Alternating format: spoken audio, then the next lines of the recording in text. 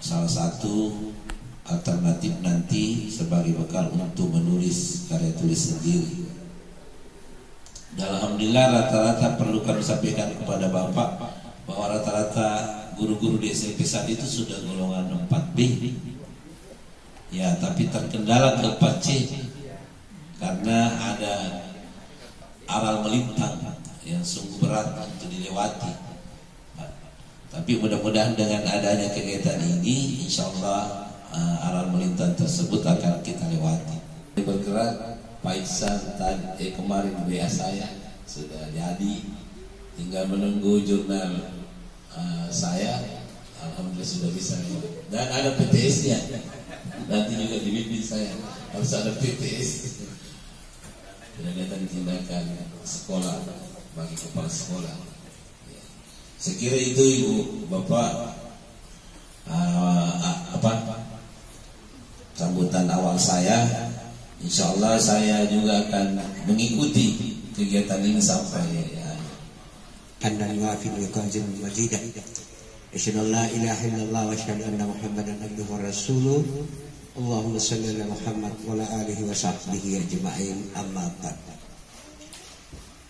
Puji syukur kita panjatkan kehadirat yang maha pengasih lagi maha penyayang atas izinnya sehingga pada hari ini Bapak Ibu kita sama-sama di tempat ini untuk mengikuti satu kegiatan menerapkan pembelajaran untuk abad 21 untuk pembelajaran IPA.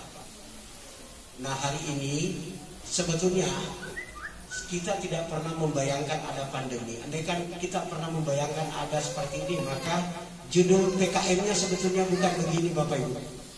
Tapi malah saya ingin bagaimana kita mencoba untuk membuat satu program pembelajaran yang efektif melalui daring.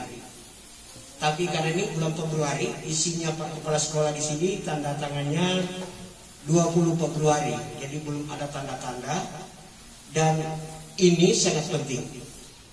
Kenapa kegiatan ini penting dalam penelusuran dunia? Karena di era digital ini Bapak Ibu kita tidak bisa mengelak lagi dari plagiasi. Ya, kami sering berbincang-bincang dengan pejabat-pejabat dinas. Tolong ke depan karya tulis ilmiah guru-guru kita itu dideteksi plagiasinya. Nah, kita bisa menggunakan Turnitin Bapak Ibu. Ya, kita bisa menggunakan aplikasi Turnitin yang bisa mendeteksi berapa persen. Toleransinya Pak Irhamsyah sekarang berapa? 30% plagiasi, maka itu tidak bisa lagi lolos. Sekarang skripsi, tesis, disertasi 30% plagiasi di dalamnya ditemukan, maka itu tidak boleh lanjut. Ya, bahkan ada yang seorang sudah jadi dokter tiba-tiba ditemukan, maka itu akan dianulir dokternya. Untuk itu penting Bapak Ibu di era digital ini salah satu yang kita manfaatkan hari ini adalah Zotero, penelusuran referensi dengan menggunakan Zotero. Kami hadirkan dua anak muda, sebetulnya sudah tidak anak muda. Ya, nanti secara bergantian ini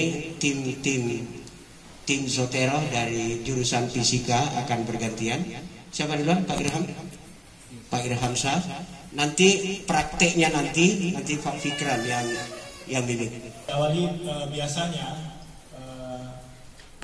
untuk paket penelusuran referensi ini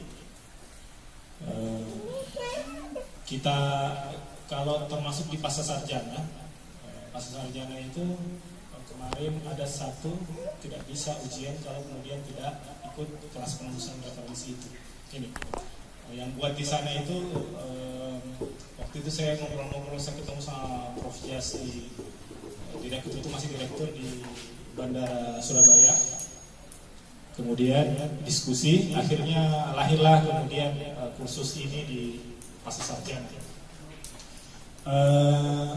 Kalau lengkapnya biasanya diawali dengan penjelasan apa itu, bagaimana era publikasi di digital sekarang, kenapa harus publikasi. Syarat orang kalau mau lulus harus publikasi, conference atau kalau S3, kalau saya sendiri termasuk yang saya alami sekarang, saya bisa keluar dari ITS S3 kalau saya sudah publikasi 2 jurnalus publikasi atau ada karya tulis ilmiah.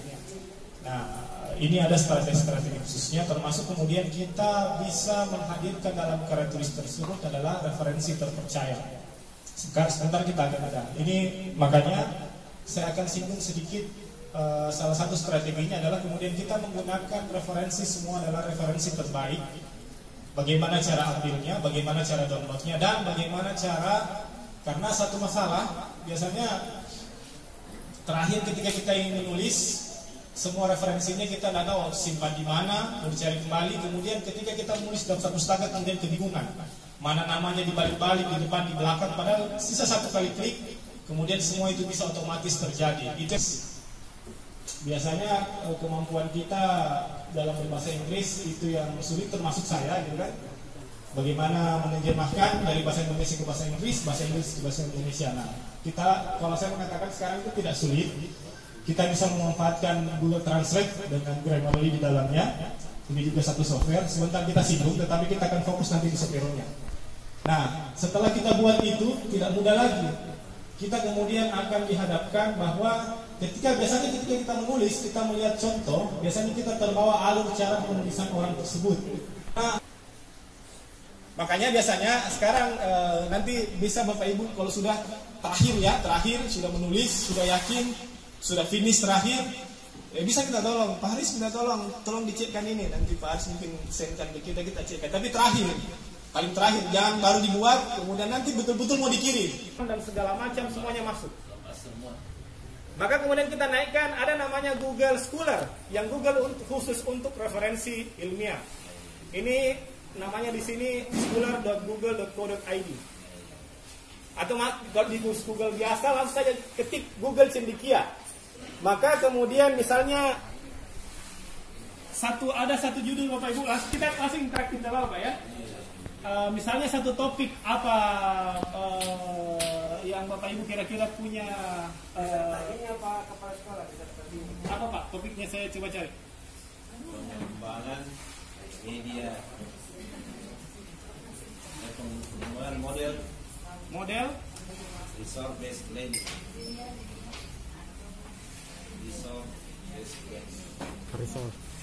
resource masih ya. belajar ya.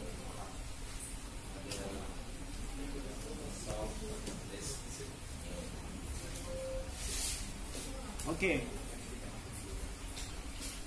Kita punya choice ketika seperti ini, kita punya choice seperti ini, atau kemudian kita cari semua karya tulis yang resource based learning. Coba kita cari. Begini ya, begini tulisannya Pak. Oh, resource mencari ya. Resource. Ya.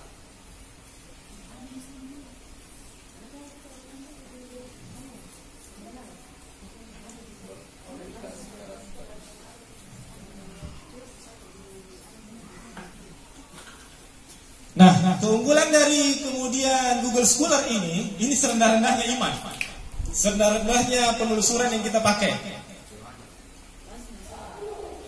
Kemudian yang keluar di sini adalah semua yang sudah karya tulis ilmiah. Yang lain-lain, yang artikel koran apa segala macam tak masuk. Artinya kemudian kita sudah bisa menggunakan sebagai referensi. Itu yang paling terendah. Nah, kalau mau naik lagi, ada istilah Scopus. Ada Bapak Ibu pernah dengar istilah Scopus?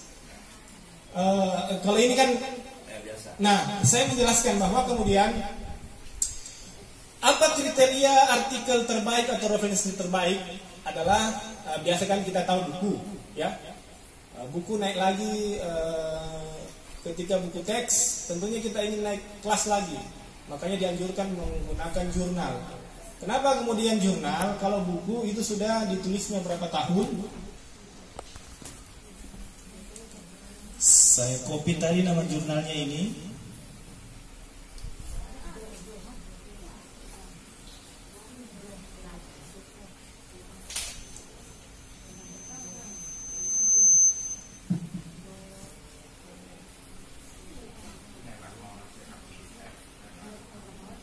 Nah, dia tidak mendapatkan nama jurnal ini. Berarti jurnal ini tidak diindeks oleh Scopus. Artinya dia cuma diindeks oleh Google Scholar. Nah, kalau kita mau naik lagi, sebenarnya yang terbaik, referensi yang terbaik adalah kemudian referensi yang diindeks oleh lembaga pengindeks. Kalau kemudian cuma Google Scholar, belum tentu dia diindeks sama Scopus. Ketika diindeks Scopus, belum tentu diindeks sama Thomson Reuters. Tapi kalau dia diindeks oleh Thomson, maka pasti yang lain semua mengindeks. Karena dia punya impact factor. Maka kemudian trik yang kedua ketika ingin tulisan cepat diokekan adalah kemudian kita menggunakan semua referensi adalah referensi terpercaya atau referensi yang kemudian diindeks oleh lembaga pengindeks internasional yang bereputasi. Apa itu? Lembaga internasional pengindeks bereputasi, ada namanya Scopus, ada namanya Thomson. Nah, ketika dia indeks sama Scopus atau Thomson, otomatis dia diindeks oleh Portal Garuda, oleh apa lagi namanya yang dikti sama Sinta, oleh Sinta dan yang lain-lain. Nah, saya mau perlihatkan seperti ini. Saya masuk di Scopus, Bapak Ibu. Scopus apa sebenarnya itu lembaga pengindeks? Jadi lembaga pengindeks itu semacam, kalau kita biasa dengan LSI, Lembaga Survei Indonesia. Ketika ada calon bupati mau mencalonkan diri, maka dia suruh dulu surveinya. Berapa kemudian keterpilihan saya? Kenapa dia minta LSI? Karena LSI punya metode yang valid atau bisa dipercaya untuk mengukur itu. Nah, ataukah jadi apa sih sebenarnya lembaga pengindeks? Google Scholar, Scopus, ya perusahaan yang bekerja memberikan informasi bahwa kemudian artikel itu kemudian bagus. Contoh, saya masuk di akun ini. Itulah maksudnya motivasinya hari ini. Lalu kita perlihatkan ini. Nah, saya lihatkan ini Prof. Morris. Bayangkan, ini nama bule semua yang pakai. Ya, 148 kali satu tulisan, 148 yang merujuk. Saya tampilkan ke bawah.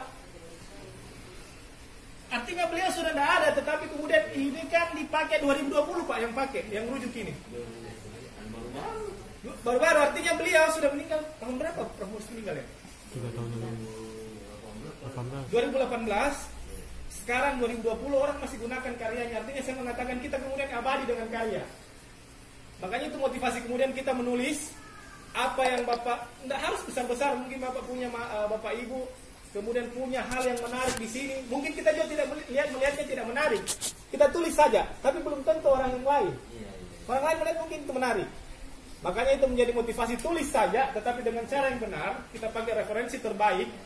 Kita kenalkan software-software yang bisa membantu. Dikutip oleh Delapan. Enggak, Ji, Pak. Dia akumulasinya kalau bisa begini. Kalau H-indeksnya dia 8, artinya harus syaratnya H-indeks 8 itu harus ada 8 tulisan yang dikutip 8 kali. Jadi bergantung berapa jumlah tulisan yang indeks ini. Iya. Kalau misalnya kita cuma punya tulisan 1. Ada yang kutip 1 ataupun ada yang kutip 20, satu tulisannya itu 20 orang yang kutip tetap H-indeks tak 1. Nah, yang satu ini sudah 20 yang kutip. Ada tulisan kedua masih 0, masih H-indeks tak 1. Tulisan kedua lagi ada yang kutip lagi 1, masih 1. Tetapi kapan yang kedua ini